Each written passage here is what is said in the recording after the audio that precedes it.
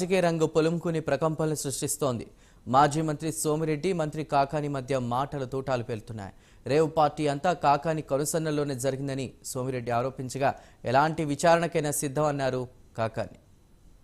కాకానికి వద్దనంటే నీ ఇష్టం వచ్చినట్టు నువ్వు మొత్తం ఏమైనా కొమ్ములు వచ్చినాయా? నువ్వు ఒక గ్యాంగ్స్టర్ గా తయారవుతావా? నువ్వు ఒక గ్యాంగ్స్టర్ గా ప్రజల ప్రాణాలు తీసినవాడివి నువ్వు. మళ్ళీ ఇప్పుడు అక్కడ రేవ్ పార్టీ ఏర్పాటు చేసి నీ కారు, నీ పాస్పోర్ట్, నీ స్టిక్కర్, నీ గ్యాంగ్, నీ పాత గ్యాంగ్ కలిసి కొకైన్ అండ్ డ్రగ్స్, మత్తు పదార్థాలు, కొకైన్. 18 మంది మహిళలు, ఆ మిగతా గ్యాంగ్ దుర్మార్గులు ఈ డ్రగ్స్ వాడుకొని అన్సోషల్ ఎలిమెంట్స్ వాళ్ళందరికీ ఈయన కాకానికి వద్దనంటే రింగ్ మాస్టర్. వీటి మీద తీవ్రంగా చర్యలు తీసుకోవాలని చెప్పేసి నేను డిమాండ్ చేస్తున్నాను. ఒక 24 గంటల టైం ఇస్తున్నా, మన ఇద్దరం కలిసి మన ఇద్దరు బ్లడ్ శాంపిల్స్ ఇద్దాం.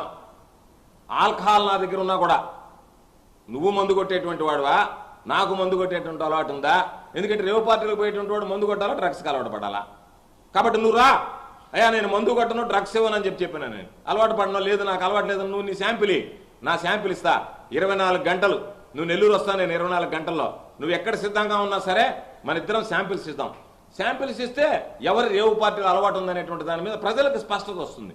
కాబట్టి నేను సిద్ధంగా ఉన్నా, నువ్వు సిద్ధంగా ఉంటే రేపు ఎక్కడైనా సరే మీడియా సమక్షంలోనే నెల్లూరులోనే నువ్వు ఎక్కడ చెప్తే అక్కడికి నేను వస్తా.